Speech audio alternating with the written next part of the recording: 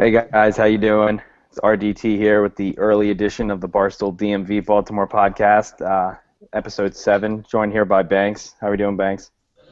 Doing just fine. I don't know. We got Nate here. You guys are just a ball of energy tonight. Holy shit. That was an electric intro. Wow.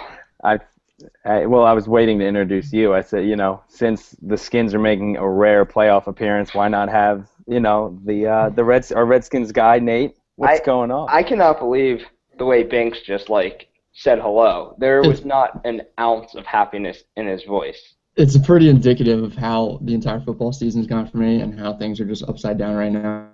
So, it's what it is. No, you look like garbage. Thanks. I mean, to say it politely. And then RDT comes in hot at about a 5.5 on the intro, and you gave about a 2. Can't come That's in probably at a 10. third grade. Yeah. I got to be better. I can't fight it. All right, can you get a little pep in your step real quick? I'm working on it. I'm trying to down coffee here. All right, down coffee at what time is it? 10:17. It's 10:15. Yeah. All right, so yeah, thanks for having me on. Thanks for the rousing introduction. Yeah, no problem. Like I said, I mean, it feels weird to say this. The Redskins have a home playoff game, which they're favorites in. And I mean, if someone would have told you that 18 weeks ago, you would have had them drug tested. No, 18 weeks ago, I think that's when I said they were no, that's not when I said they were winning the NFC East. I think week 4, I said they were winning the NFC East. I think that's the first time Romo got hurt. That's when I decided every other team is terrible. Chip Kelly is a fraud, and the Giants have, they're just the Giants. They have nothing. They have no weapons. Well, I guess they have Odell, but Eli stinks, and I hate everybody else on that team. So I said, I think it was week 5, that the Skins were going to win. I haven't been surprised one bit by this team. See, now, you may have just been throwing shit at the wall, but you went 4 for 4 in those predictions. Chip Kelly stinks. The Cowboys are dead. Eli is terrible. And the Skins are going to win it. So I guess props to you for that. But thank you. Yes, I'm very smart. Yeah, I know. So, all right. So Banks is so mad right now, by the way. I'm pretty fucking steamed. If you used all your sports luck up on the Redskins and the Caps and Terps would fall on their face because you just decided to be greedy and just wanted the first round playoff about stupid NFC East football, I'm going to be so angry. No, the thing is, I don't think the Skins are good enough to win the Super Bowl this year. They just don't have all the pieces. That sounds so silly that you're like, I don't think they're Super Bowl worthy. I don't think they're quite I have to there. be realistic. I think they're good. I don't think they're good enough to run through the NFC. We're talking Seahawks, Cardinals, and Panthers. That's 3 pretty good teams. But I mean, if they were in the AFC, it'd be them in New England, 1 and 2. They can make noise in the AFC. I mean, anybody could. I could suit up for the Bengals and make the playoffs. That's how bad the AFC North and the AFC as a whole is. I wish Banks's shit-eating grin / angry at everything could be heard over the air. He might just quit the podcast right now. He cannot stand the fact that the Ravens are dog shit and that the Redskins are the kings of the town. I have the superiority complex going, and I just want to make so much fun of you and the Redskins for everything they've gone through, and I just can't do it right now. I just no ground to stand on whatsoever. So, but you have good news. You have a 47-year-old wide receiver coming back next year. It's fantastic news. So, that's good news. That's great. And you have, a $26 million cap hit for Flacco, so that's good news. It's 28.5, but yeah. 28.5 million. That's not a good contract.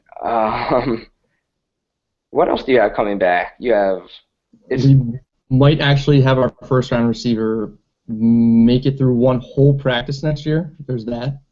Yeah, that's good. That's improvement. Like I said, if he finishes the practice, that's already an improvement over last year. It's baby steps. It's baby steps. The Ravens are pretty much done for the next 3 years. Couldn't be more false, but you can think what you want. The Redskins two were going on a decade-long run in 2012, were they not? No, they made. What do you mean? They won the NFC East in 2012. Yeah, and then from there, they were supposed to be good for another decade. Right, and they took 2 years off, and they're back winning the NFC East. I don't get your point. So they're going to lay down the next 2 years after this? No, because Kirk Cousins is probably the best quarterback in the league right now. You got to bring him back. Does he come back? Are they going to give him a contract? Yeah, he's going to get a huge deal. He's going to get. Is that going to handcuff the Redskins like the Flacco deal in year 4 of this deal now? 3 of this deal? There's a difference between like the Flacco deal and the Cutler deal, and what the Kirk Cousins deal will be is that Kirk Cousins is actually a good quarterback. He's a winning quarterback. Like, you don't give Joe Flacco that much money. He's just like a middle. He's not bad. He's just middle of the road. You don't give Jay Cutler and his like terrible decision making all that money. You give Kirk Cousins, a top 5 quarterback in the league, all the money that he wants. Now, he's such a nice guy that he'll probably take a little less so they can keep some pieces. But I mean, yeah, they're going to keep him. They're going to keep him around for a while. What pieces is he going to take a hometown discount to keep? They don't have a running game. They don't. Who are they going to? They're going to bring back Pierre Garçon, who's 55, and he may be older than Steve Smith, and Deshaun Jackson, who literally runs one route the entire game. The thing with the Skins is we have such deep wide receiving court. We don't even need to bring back Garçon. Probably will, because like why not? But don't really need to. Deshaun, I mean, I've never been a huge Deshaun guy. I was ready to murder the motherfucker when he ran a punt back 20 yards. Like, I was, like, buying artillery to kill him. I had to be, like, subdued. That's when I thought you were turning back into a pumpkin, by the way. That was the exact moment I thought it was over for you guys. Mm-hmm. It pretty much was. I mean, he fielded a punt and ran it back to his own goal line and then fumbled it. It was one of the dumbest things I've ever seen a professional athlete do. And I thought it was done. I thought the season was over at that. I didn't think it was over so much because we were still tied for first at that point. So I didn't think it was over, but like I just thought like this is when the Redskins redskin and lose like every game for the rest of the year. But then just that night I thought that. The next morning I woke up and I remembered, oh yeah, we still have Kirk Cousins. We still have Jordan Reed. We still have, pretty good defense going on out there. We're still winning this division. So for like 12 hours, I was a bit upset. And then I remembered like, oh yeah, we're still really good. So, and then all we did was go out and finish with a 4-game win streak, and then have a home game on Sunday. Like I said, that they're favored in, which absolutely blows my mind. Well, have you seen any of the Packers like last 4 games? They're terrible. Yeah, Aaron Rodgers has been absolute dog shit. Well, he has no offensive line. He's still all right. Yeah. He's fine, but offensive line is terrible. He's rushing throws so he doesn't get murdered. The Redskins have a really good D-line who are just going to try to eat him like a snack, just gobble him up. And their top wide receiver wears a hoodie on the field. Like I don't have any respect for him.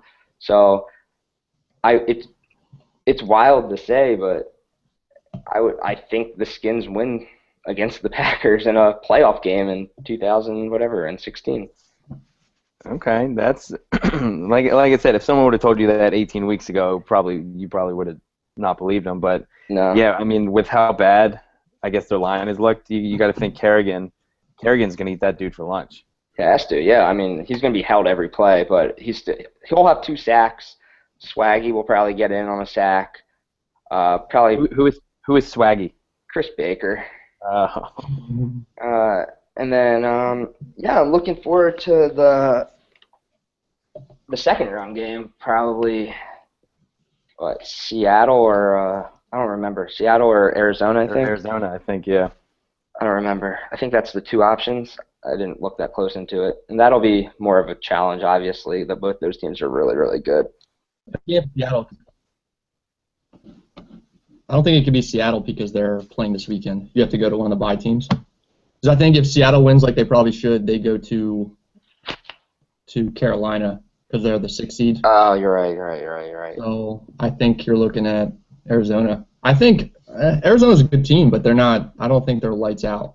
No, I mean they're beatable, but especially the last 2 Yeah, weeks. they looked like dog shit against Seattle there. I don't think they had all that much to play for, but still, Still didn't expect them to come out like that. The cool thing about the playoffs is if you're hot, like anybody can win any given week, especially in the playoffs. Like we've seen, the Steelers and I want to say it was the Ravens 6. They were 8-8, I think, and won the Super Bowl against Seattle. I think it was. Is that right?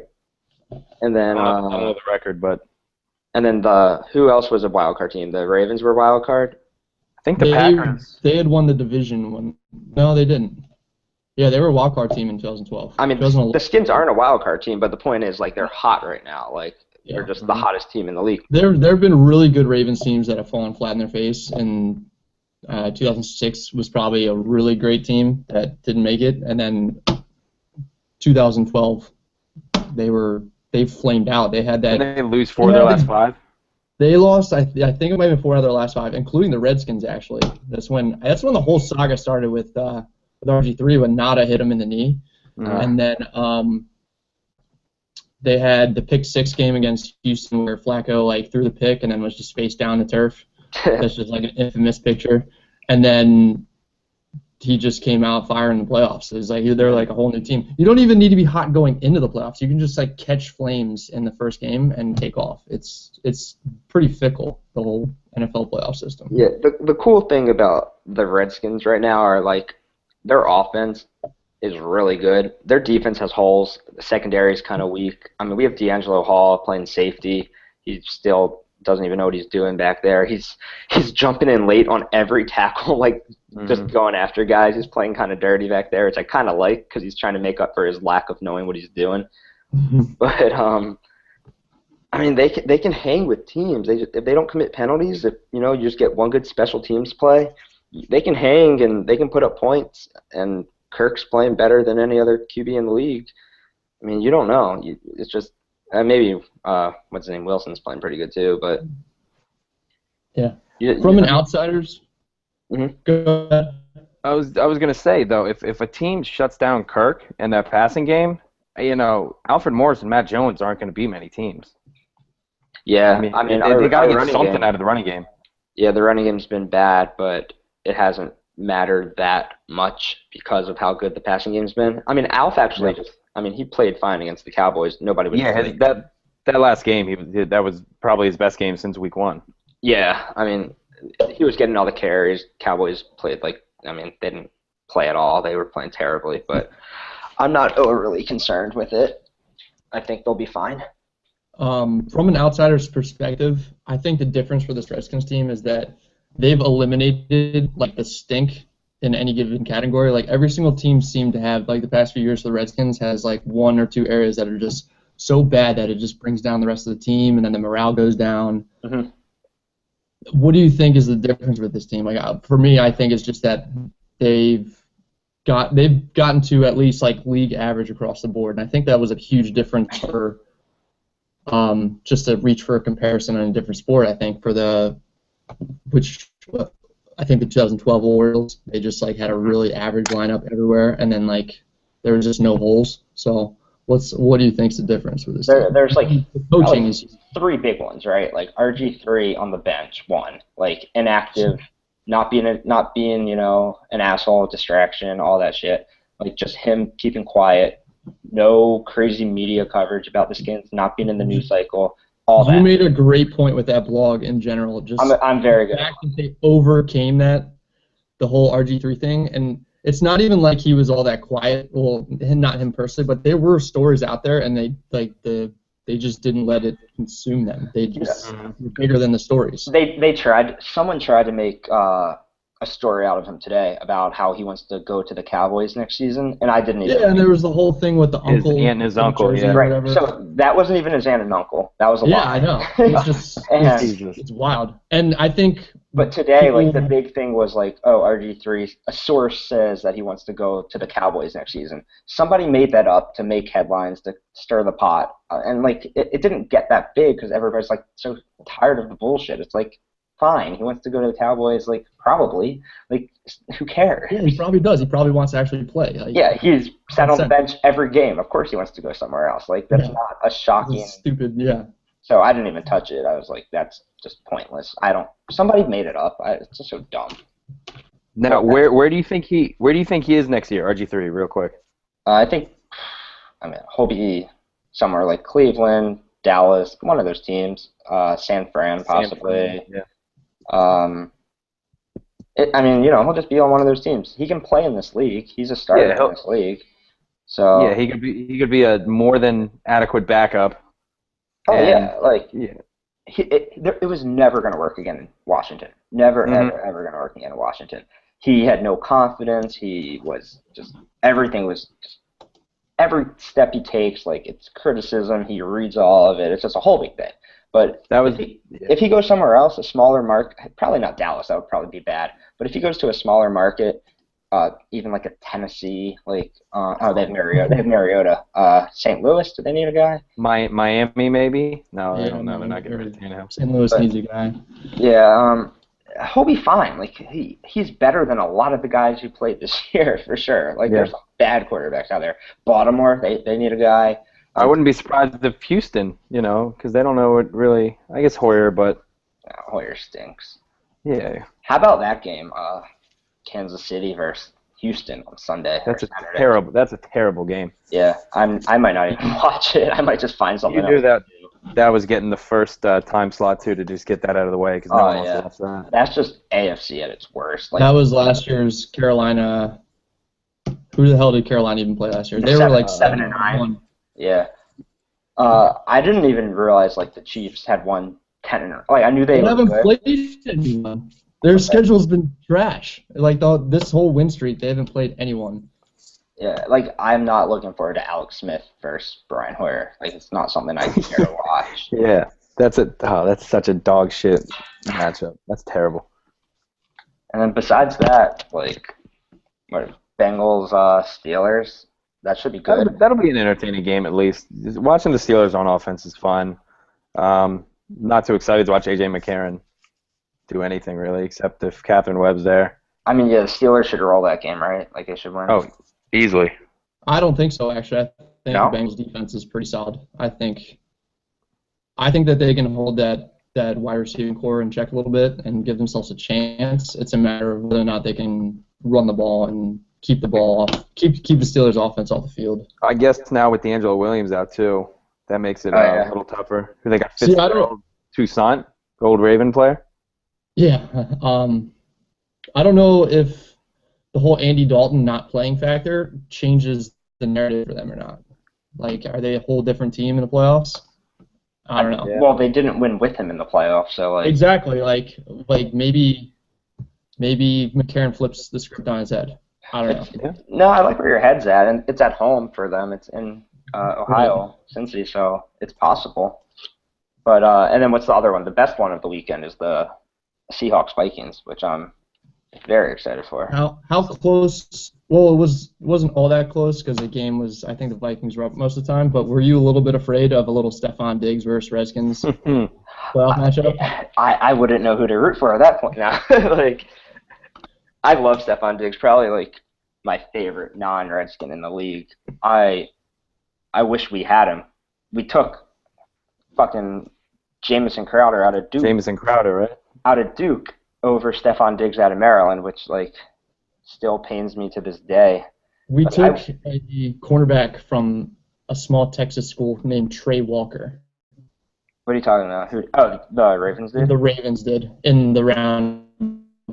So. Yeah, a lot of people messed up on that. Just whenever I'm down in the dumps and the wide receivers, like all these wide receivers got injured for the Ravens this year, I just like look at that and I get even more depressed. I just don't talk to anyone for the rest of the day. Yeah, I hope so much that I could get to blog Stephon Diggs burning Richard Sherman. Just like that would be incredible. I might blog it 4 different times, like 4 different angles of it. I should like preemptively blog it even. That'll be, even if the Redskins win, like that would be the highlight of my Wildcard Weekend, is watching Diggs just like shit all over his stupid face. He's getting good publicity too. I mean, they talk about him a lot. So I think they said he had the second most yards behind Cooper for rookies. What happens when you're the best? People tend to talk about you.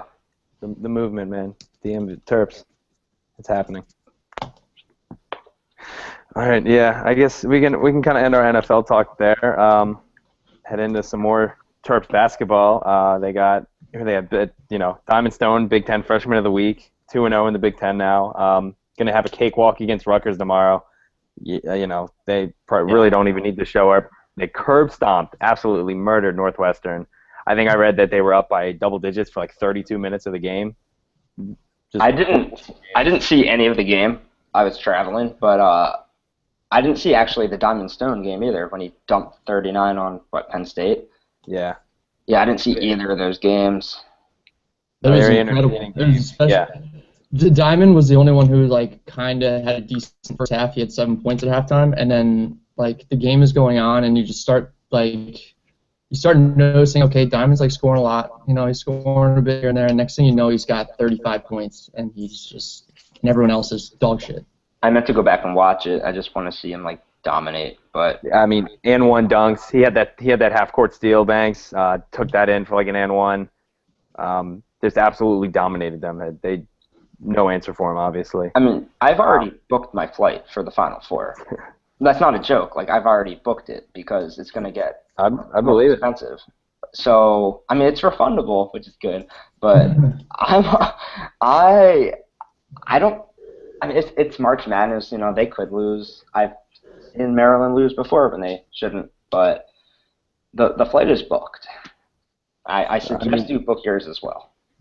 They're looking that good. I know it's still early, just beginning of January, but still, I mean, they got all the makings of a Final Four team. It looks like, and I don't know if they could have scored with Oklahoma and Kansas last night and put up those numbers, but I don't know if I would take anyone over them right now. I think they're playing pretty well. They needed that game like Northwestern to come out and absolutely, show that they can dominate. So. I thought that was good, and this Rutgers game tomorrow, that should be another. Well, they could sleepwalk through that game. Hopefully, win by 20. The scary thing about Trojan teams is, Rutgers last year we almost lost. Penn State this year they almost lost. They don't blow at home last year. Yeah, they don't blow out teams. They never blow out teams. I don't know if it's him. I don't know if it's the player. I don't know. They don't blow teams out. They let teams back into games, and I just want them to keep the foot on the pedal. Just blow these teams out of the water. I think this year they're that good though, where they can blow out teams who they should. Why didn't they do it to Penn State though? That's the thing. It seems it's a recurring theme. Yeah. It makes me. That's the only thing that makes me a little hesitant about them is they don't.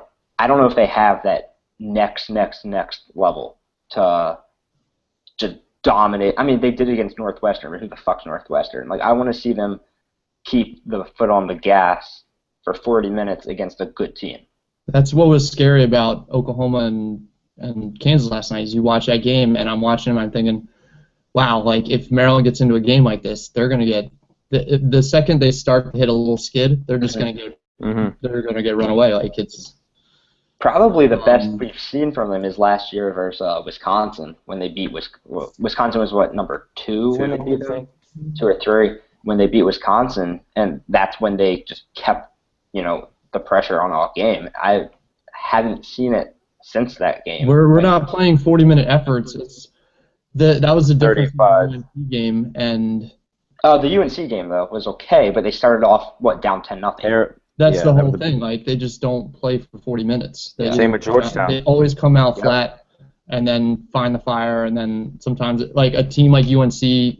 Kansas, Oklahoma, you can't afford to fall behind like that and expect to be in the game. They play great basketball for those two teams played great basketball for 55 minutes last night.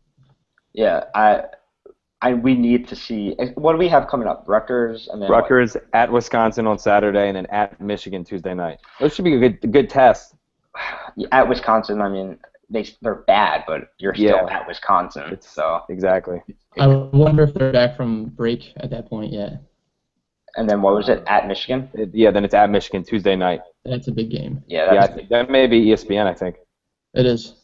Okay. So What's the biggest challenge left on the schedule? Purdue? Michigan State. Oh, Michigan State, yeah. I mean, Iowa's they played well too. They took down Michigan State. Did they beat Maryland last year? That when Melo got like poked in the eye like 4 times and hit his head. Yeah, that was terribly officiated. That guy's still on the team. He's done that probably 4 or 5 times. That same exact eye poke. That's his move. Yeah, he's just an eye poking guy. It's kind of sneaky. Like it's a great move. Like the way he does it, it's just like a little hand thing. It's crazy. I like that you do the visual and the audio. Yeah, I know. It's really good for the listeners. But so I do the funny thing is we just spent like 10 minutes talking about how Maryland's not like a complete team yet and how they play bad games. They're still a top 5 team in the country because how bad college basketball is. If they win these next 3 games, they're going to go up because who was it? Oklahoma lost last night, so they have a chance to jump up to 2 this week. Yeah, it's really hard to like dock them from that game, but I guess you just have to because they lost. Yeah, they'll. But then again, I hate the rankings this early on. The rankings don't mean anything. It's who cares what people are ranked in January? It only matters in March. Everyone knows that. You have to get the wins, and they didn't get the win last night. So yeah, I mean that's true. I also saw it was what. Oh, sorry, go on. I was just saying, I just don't want to have to see like if Maryland had to play that game last night, like Banks was saying. I don't know. I don't know if they're ready for that yet. They might be, but I don't think they are. I think they're on their way, but they're definitely not there yet. I'm still going to the Final Four, though. So, I mean, if you don't think they're making it there, you're crazy. Like, just Melo and Stone alone are enough to dominate those early rounds of the tournament, like, just between the 2 of them.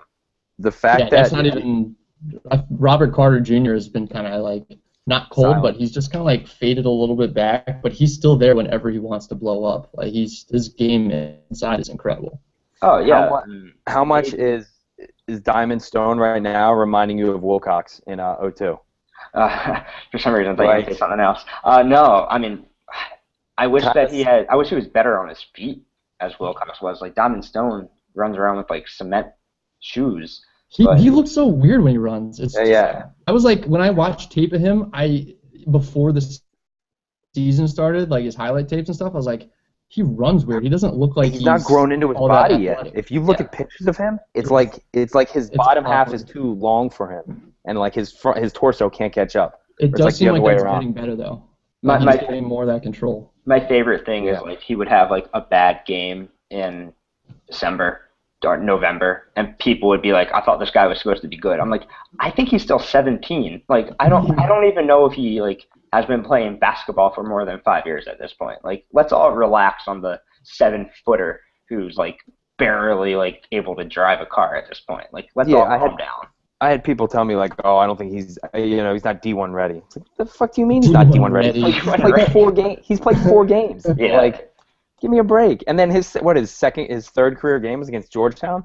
Yeah, like it was arguably it was like one of the biggest games at Comcast or at whatever it's called now. And that was just a game where they fell behind and they just couldn't afford to let him figure it out in that game. So he didn't play much. He wasn't worth the time. Figure it out against Ryder. He's not going to sit there and figure it out on national television while Scott Van Pelt's watching from 3 feet away. People don't get that like these young college guys, how much better they get as the season goes on. Like look at every Michigan State team from the last 10 years, how much better they are in March than at the beginning of the year. Like it's great coaching. How good they are. Yeah, it's just how much better these players get and how much they have to adjust to the college game from the high school game, and then eventually they figure it out, and then these teams can just dominate. I think there's even an adjustment period between playing the St. Francis's of the world and then all of a sudden. So that was what the most encouraging thing is that he moved from playing Marshall and all those shitty teams, and then the first conference game he comes out. Penn State is trash, or probably the 2nd worst team in the conference, but to see him come out and play that way against legitimate Power 5 conference basketball team, it's exciting. It's a good sign. The only scary part is how much better Maryland is than every other Big Ten school. That there's no real competition. I mean, Michigan State, but besides Michigan State's really good when they have Valentine, but besides that, like it's a cakewalk. That's going to be a really great Big Ten championship game. Maryland, Michigan State. Yeah, when Valentine's back. Yeah. How long is he out for? He should be back pretty soon, I think. That's what I thought. Yeah. Yeah, LSU's up 10 on Kentucky right now, and Simmons is not even having a good game. I saw he went out in the first half when he had like 2 points, 2 fouls, and they sat him with 4 minutes remaining. I might actually make an appearance at a Maryland basketball game in a couple of weeks. Thinking about it. I'm going to the Maryland Bowie State game, which that should be a real barn burner. Why are they playing that? I have no idea. It's in the middle of February. I actually heard Turgeon talk about it this week for some reason. He says last year when they had, I think there's a little like Easter break or something, or like something, I guess it's spring break even. No, it's too early. Anyway, they had like a big lull where they had no weekday games last year, and he says that he thinks the team regressed strongly during that week, so he just put in like a little tune-up game in the middle of the conference play. It's pretty funny. Hey, I'll take it. Their tickets were cheap, so. I'll be overthinking, but It's all right. I also saw last night was Turgeon, or not last night. The other night was Turgeon's 100th win.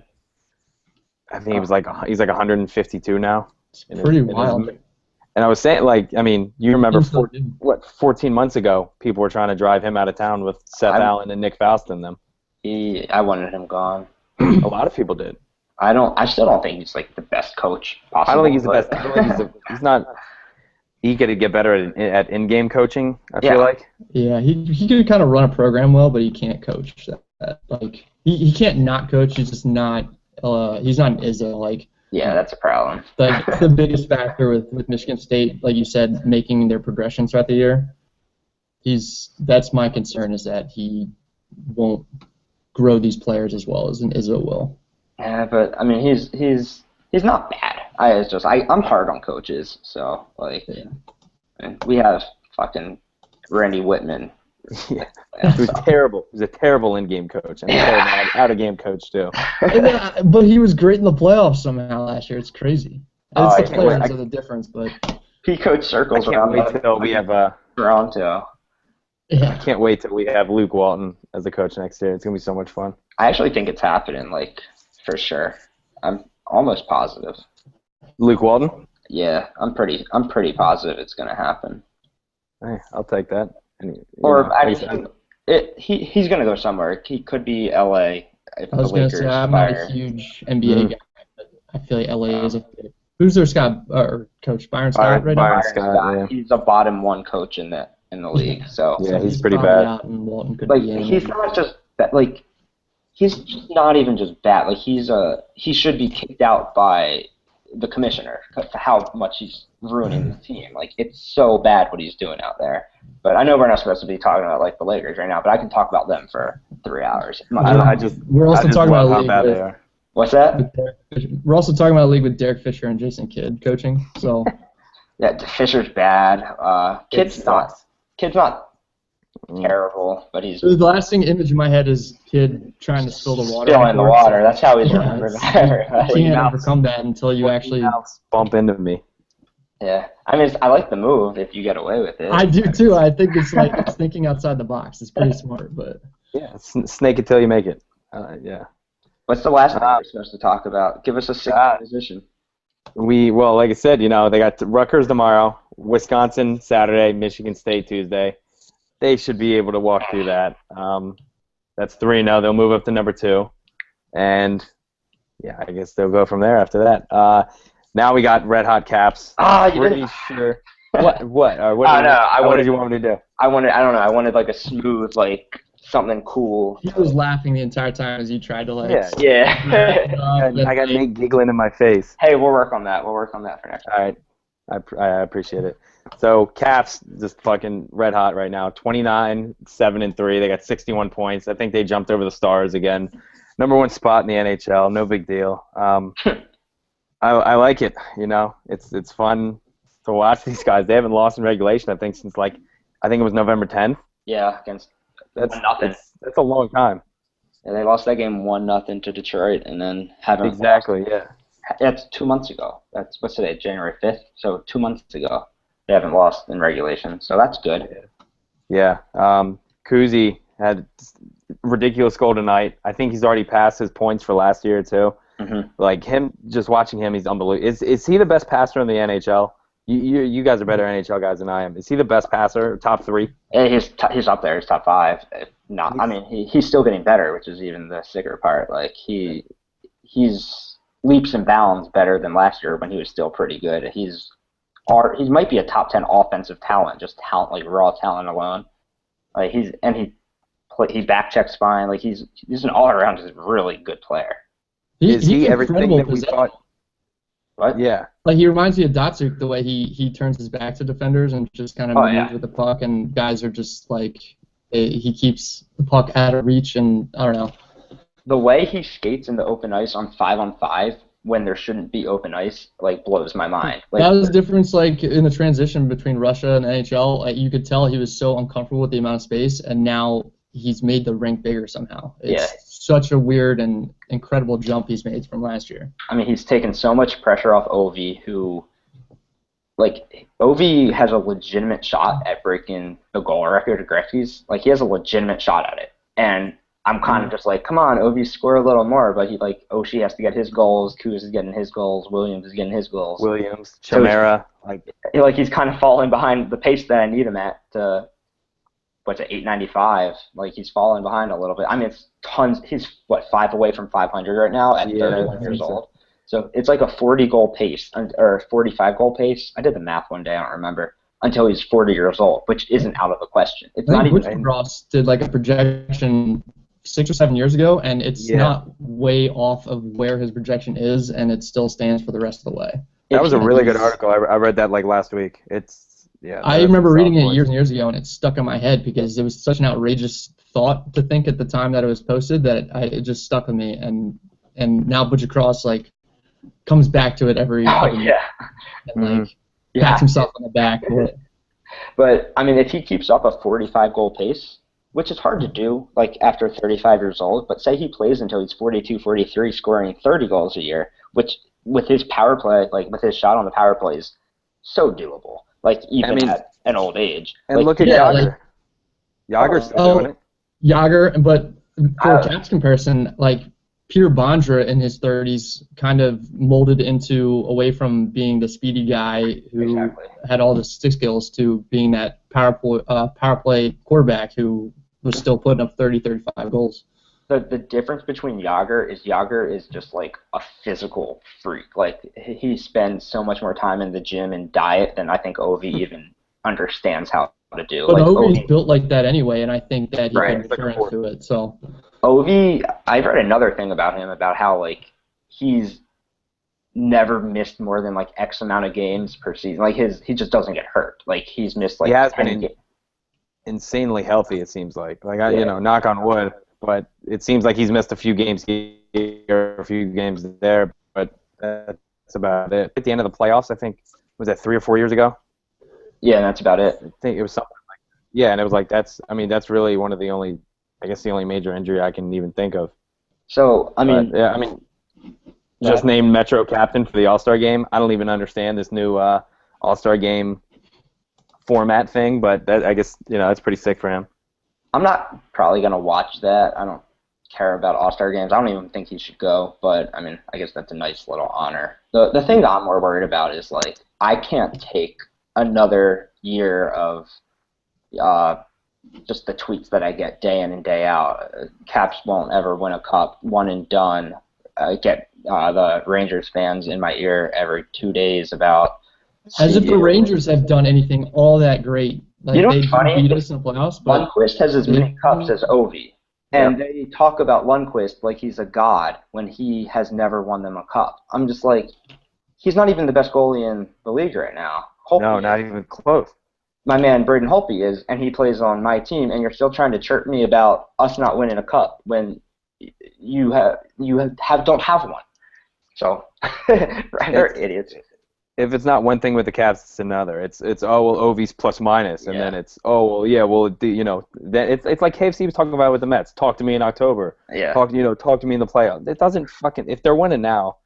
My favorite thing is he got a tweet in October about talk to me after game 1. It's just it never ends. It's just it just builds on itself. Talk to me, later in the year. Talk to me in the playoffs. You win the Caps will be one and done. They win the first round. Oh, all they did was win the first round. Talk me when they win another. It's it always piles up on each other. It's like, guys, give it a break. Like, come on. Like it's just so annoying. And I can't take Islanders fans seriously because they don't have any. Like at this point, I don't even get. I retweet every time. Like this account tweets out how empty their arena is. They get like 8,000 people a night. I don't get one person mad at me from Islanders because they don't have fans anymore. They just and then when they had that playoff run last year, everyone was an Islander fan, and everyone was so they were so sad to see the Coliseum go, and they went to games there all those years, but you never saw them talking Islanders hockey because no one gives a shit about Islanders hockey. That's why they moved to Brooklyn. Right, and now nobody goes to the basketball arena to watch a hockey team play with the scoreboard is like hanging over the blue line. Just the place is a dump. Actually, it's a nice place. It's a nice arena. I went there for Maryland, Kentucky a couple years ago. It's a really weirdly shaped building. It's like looks like a hat. Boxy. I don't know. It's when I couldn't believe that they were moving hockey there based on what I was looking at. It made no sense. So, I mean, I'm ready just for the playoffs to start now.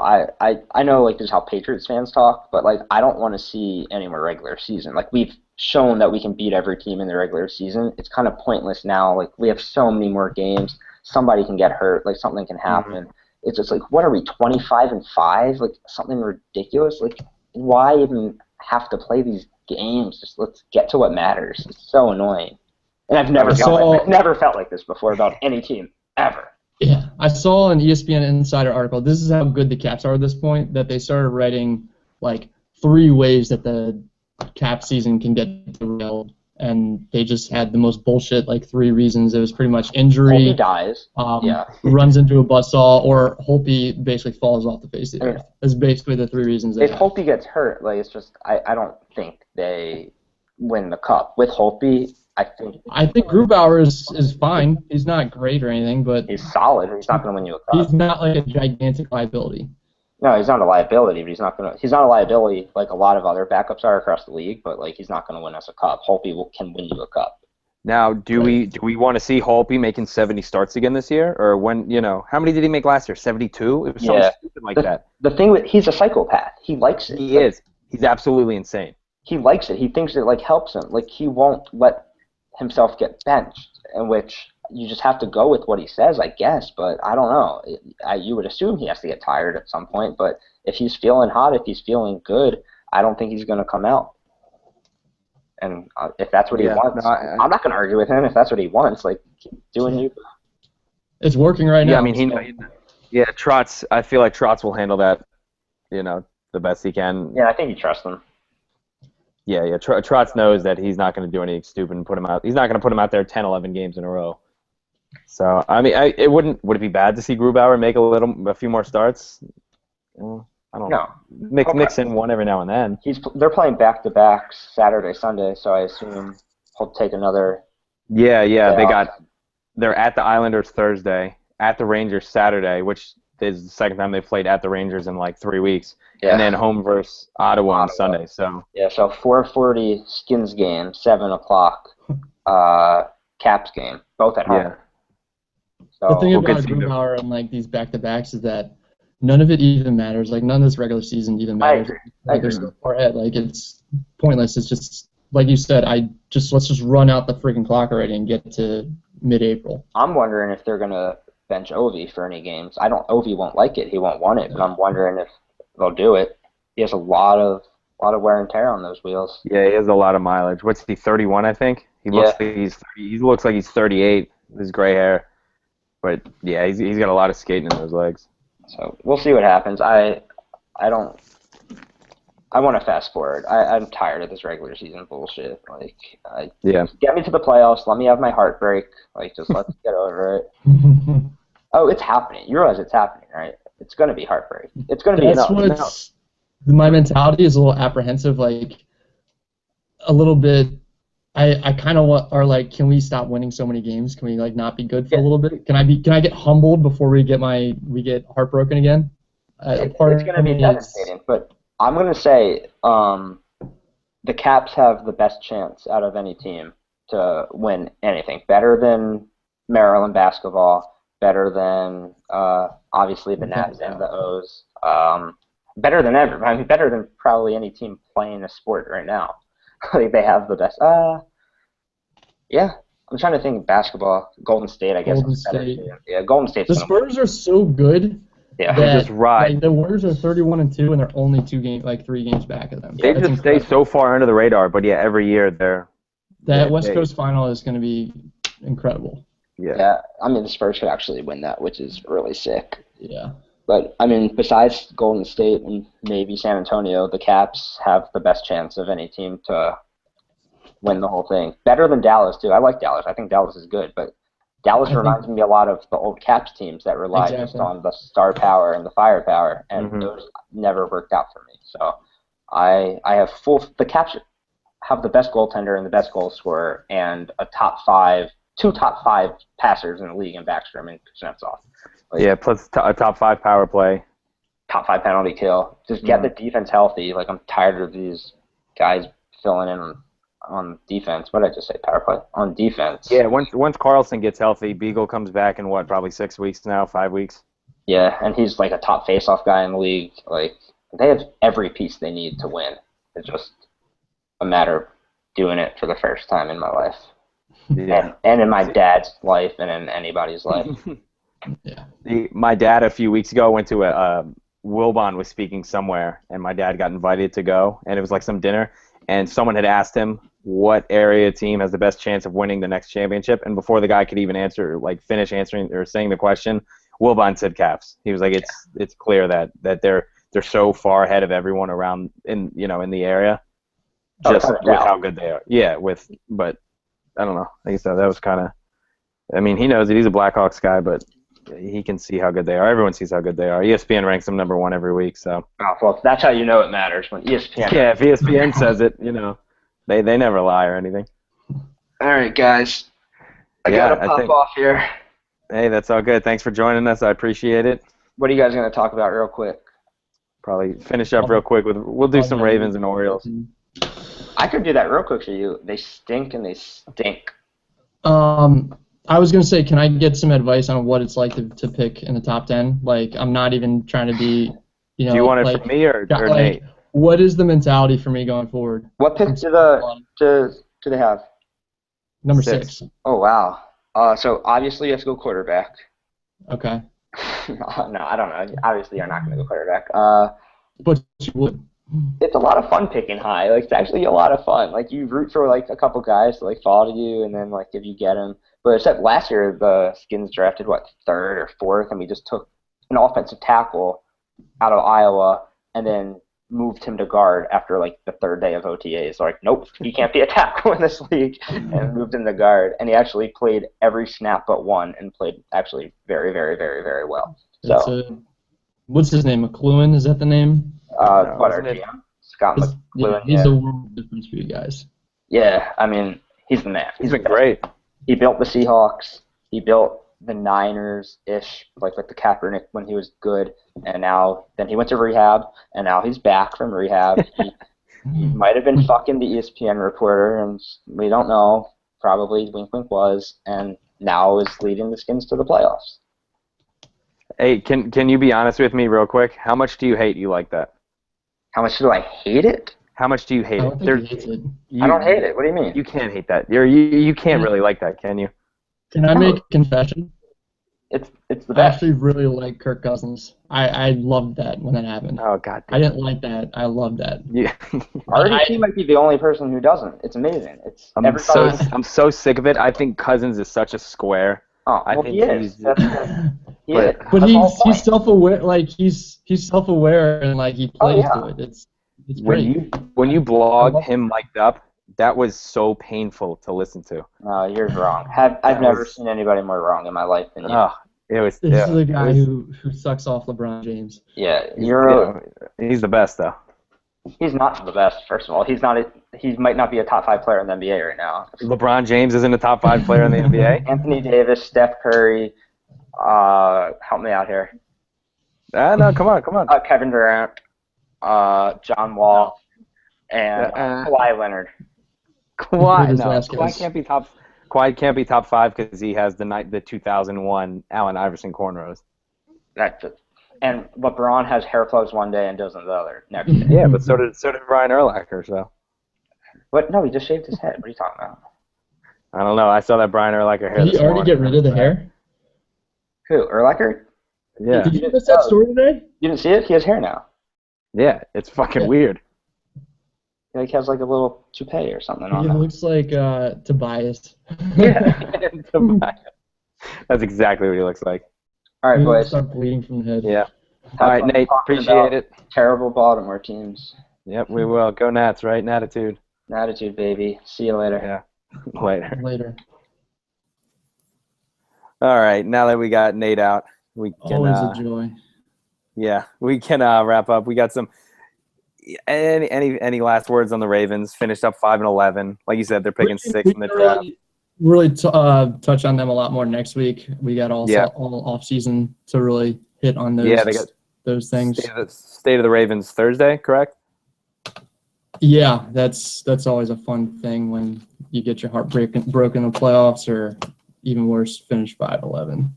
So I'm already getting depressed thinking about it, but 2016 it is.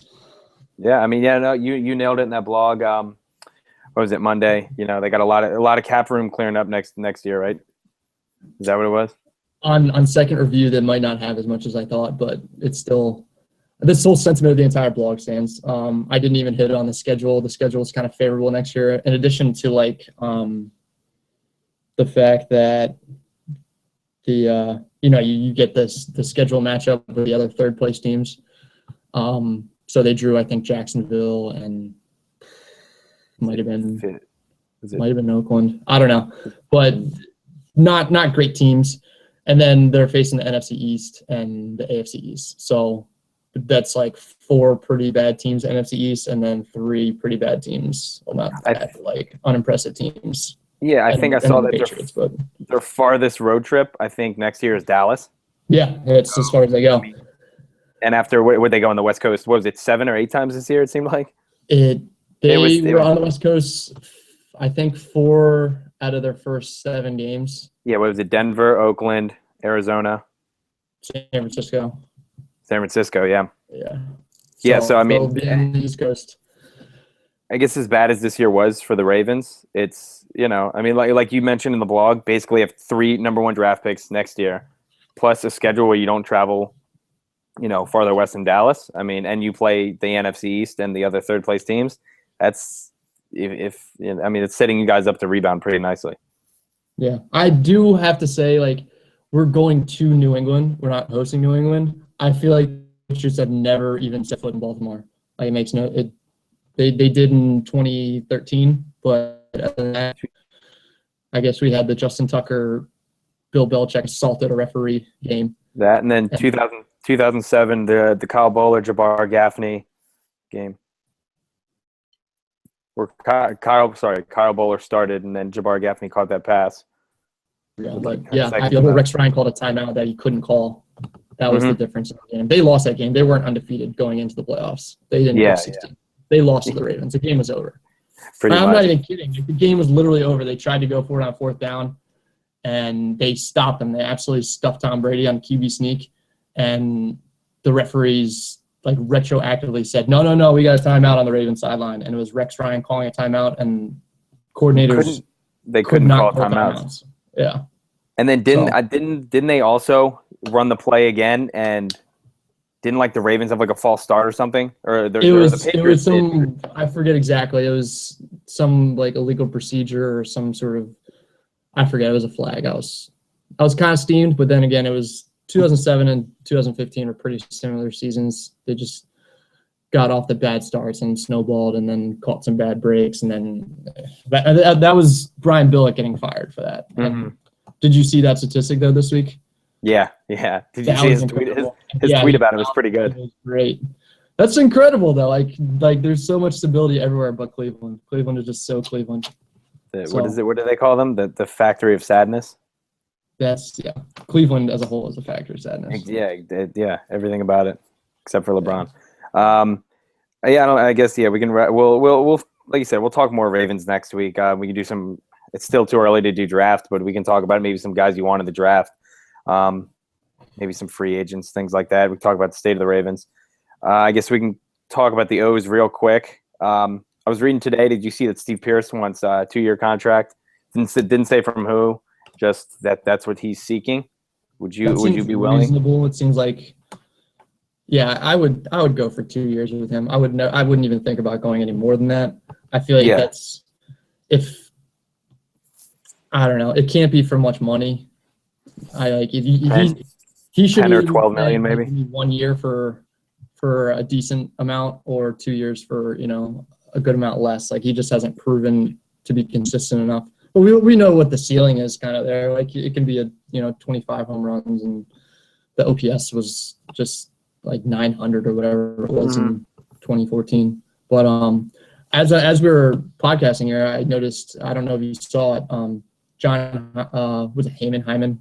Yeah, whatever.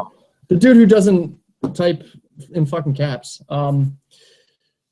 He said last heard Orioles were holding out at 154 for 7 years for Davis, but Angelos wasn't okaying full board pursuit of Gordon / Cessus / Upton yet. Yeah, I did see that. Who knows? I mean, like you said, I don't even know what that means. I don't either. And now it's getting to the point where you got to shit or get off the pot. It's, how long are we going to wait for Davis? That's the game that Boris knows that he can play with us. And that's just him doing his job better than anybody else. I hate the guy, but goddamn do I respect his ability to do his job way better than anybody else in the game. Yeah. I mean, hey, I've said it for the last few years. He's the most powerful man in baseball by far. Yeah. And the main thing that jumps out there, like, I didn't even really get anything from that tweet directly, but just the fact that Angelos his name is being reported as involved with any of it is terrifying. Mm-hmm. Because we have a GM for a reason, we have a president for a reason. Yeah. This is getting to be the Jerry Jones where he wants to be a part of everything, and he wants to have his name on it. Where Pete, just now that they have a good team and they have the money, just take a step back. You're paying someone to do this for you. I feel like that's almost he's the same and different from Jones at the same time. Like, I don't think he has player personnel like thoughts or that he's trying to contribute. He literally is as hands off as it gets, except he just needs, when it comes to signing the check, like, that's the only thing that he gets involved with, and it's one of the biggest parts. Like, if he won't sign off on anybody, there's no point. Like, and he wasn't he real outspoken about, not real outspoken, but didn't he advocate for Markakis last year? And it was kind of the same thing with Davis. Wasn't he pushing for them to bring him back? I don't remember him directly doing that or anything, but I don't know. It's frustrating. I know that a lot of people have their thoughts that they have this whole system where they put on a good PR face and make it look like they tried their best, but really know all along that they're not going to put their foot forward and are going to let these guys go. So it's winter in Baltimore. It's the same old shit. Exactly. Yeah. I guess there's a few more things. We got. Did you see they were tossing around Antonio Bastardo, Scott Van Pelt, and Tim Kirkchen's favorite player? I did see that. I don't know a ton about him, to be honest. I looked him up. Last year, 2.98 ERA, 57 innings, 1.131 WHIP. I mean, he's another lefty to add to the pen, but they already have, Mattis, McFarland, guys like that in the pen. Unless someone else gets traded out of there, because right now I have the pen as Britton, O'Day, Mattis, McFarland, Brock, Bundy, and Givens. Yeah, and I think Givens should be right there at the top. He should be pitching. Maybe even the 8th inning. Well, O'Day's there, so seventh. But and then they also picked up Vance Worley. I don't know. Is he going to be a starter? Is he going to be in the pen for them? Is he going down to Norfolk? I don't know. He could do a lot of different things. He won't light the world on fire, but he's good depth to have, just eat some innings. He could be your. We've had T.J. McFarland play that role for like 4 or 5 years now, but sometimes you got to mix it up a little bit. Yeah, but then I also saw Bastardo wants 3 years. He's 30 years old. If they were struggling, I feel like they got bullied into going 4 years for O'Day. They're not going to go 3 years for Antonio Bastardo, who's 30. Yeah, he's a reliever. He gets a couple outs in every outing. I'm looking at the numbers here, and his numbers are pretty much identical to Mattis. There's really not a huge upgrade in any regard. So yeah, unless they make a deal for Mattis, or they trade him or McFarland, or they get one of the lefties out of the pen, I don't see anything happening. I don't think anything should really happen. I'm fine without him. Yeah, it's take it or leave it. We have a great bullpen already set up. We don't need him. Like if he wants to join and it doesn't come too costly, I'm not one to say no, but it just doesn't seem like a priority. Yeah. So. Yeah, I was also looking. I think Givens. I'm not sure if this is still correct. I know Givens has options. I'm not sure who else has options in the bullpen. I don't know if Brock does. Maybe. I'm sure McFarland does. But so Givens being able to go down, to pull someone else up, maybe another lefty from Norfolk or Bowie. I think Givens is going to make a huge jump next year, and I think Brock is a very good reliever too. So I see those 5. I think are going to be just a real sturdy. The bookends of it. Bullpen. Yeah, the Britton, O'Day, Givens, Brock, Mattis. Yeah, I could see that. I was just more saying along, because you got a guy like Bundy who doesn't have options. So at least Givens. Oh, that's right. He has to be there. Yeah, so Givens gives them some flexibility. If he pitches 2 nights in a row, they could option him out and bring someone else up like that. So maybe that's where Vance Worley will come into effect if he's down in Norfolk and can come up for Givens for a day or 2 or something. I'm curious though, with this whole Bundy thing, do you think there's a chance that they just run him out there as the 5th starter or something and just let him take his lumps and just they have to keep him up, and they know that he needs the innings to develop, and we know where the ceiling is. It's probably, in my opinion, it might be in the best interest to just put him out there and let him get those innings, and just if he gets knocked around, it'll hurt the bottom line for a few months, and maybe it'll turn around, maybe it won't, but you have to at least see. Yeah, I mean, I don't know. I guess that kind of depends. I feel like on spring training, if he goes out, if Buck thinks that he would be okay with doing that. I'm not sure how many young pitchers like that who have taken as many, not physical beatings, but mental beatings as he had. I feel like he's been beat up the last 3 years with all the talk from people in Baltimore saying that he's soft or he can't do it, he's injury prone. He should have a chip on his shoulder, and he came in with like kind of a chip and the whole workout freak and ultra motivated. So if he comes out of the bullpen as like the 6th or 7th guy, and he's never going to develop. It just won't happen. Like Jason Garcia last year. Yeah, coming in at the end of blowouts, stuff like that. Yeah, he's not gonna learn. Could have been the best situation for Garcia, but that's just how it had to be. Mm-hmm. And I mean that's the thing with not Bundy's not the Rule 5 guy that Garcia is, but that's without options. I mean, it's going to be hard.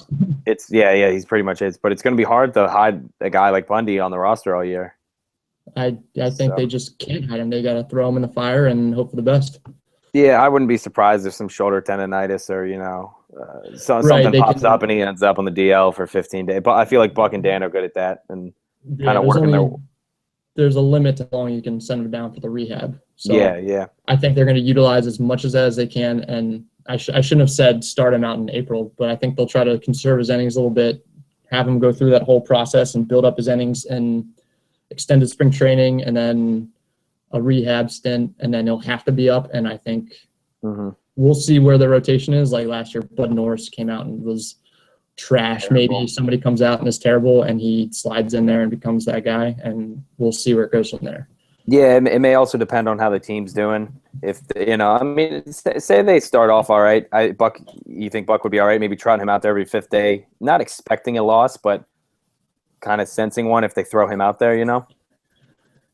It's gonna have to work out that way, I guess. I don't know. It's like I said, there's just no way around it. If you ever want Bundy to become what we've invested in him and what to turn Everything out you've heard. and reach anywhere near what his potential is, you're gonna have to throw him out there. You're gonna have to probably take a short-term hit and hope that in the long run it pays off. Yeah, no, I agree. All right, real quick, we're gonna end on this. Yovani Gallardo, they said O's, Royals, Astros talking to him. I think he comes with you have to give up your pick, don't you, with him? Yeah, he's not worth it. Orioles, yeah, I was gonna say Orioles 14th pick. I say no. He's a number 3 starter. He's not, and he just doesn't like the world on fire or anything. He's not worth giving up. No, especially 14th overall pick. And like I think Dan said that they want to get better in the draft and they want to have these young players and things like that. If you're talking about it like that, why are you going to go out and give up your 13th You pick? have to commit to that mentality. Yeah. So maybe they're still are they still banking on getting comp picks for Chen and potentially Davis still? Probably. So I mean, you got to hold on to that. Yeah, you got to hold on to that 14th pick. If it was like the 25th pick, then maybe you think about it. If we're like a team that is like one starter away and is very clearly has a title window like that's kind of open, we're kind of in limbo. And I think the worst thing that you can do is throw away the future at this point. Yeah. Especially with how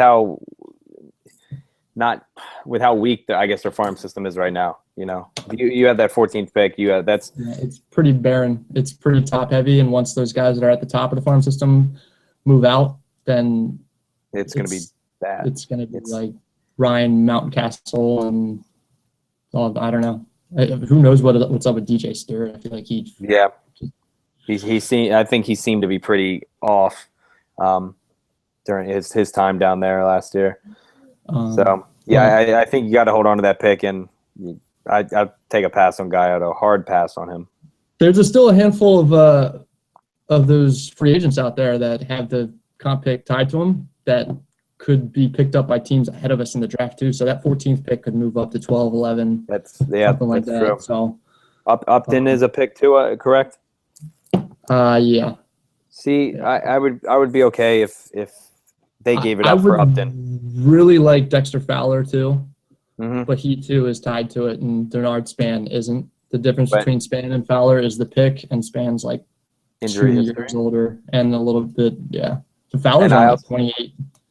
Yeah, he's older than I thought he was. Fowler was, but what was it last week? I think we were talking about it here, how we wanted them to go, for Span. And then I think it was that same night Rock came out with a blog saying how the O's aren't going to go a multi-year deal on him. So that's just so stupid. Because of his injury history and yada yada yada, all that. It's that same Orioles. Scared money don't make money. You said it best. I like that. I think we're done for this week. We'll be back next week. Maybe some NFL Wildcard Weekend wrap up. Hopefully some Orioles news. May have another guest on for college basketball. We're not sure yet. And Ovi may be at 500 goals then next week. So possibly. Yeah. So I think like Nate said, I think he's 5 away. So yeah, we'll talk about that. Give us a follow on Twitter at BarstoolRDT, at BarstoolBanks. Follow Nate if you don't, at BarstoolNate. Give us 5 stars on iTunes. Subscribe. Do all that good stuff. All right, man. I'll see you later. See ya.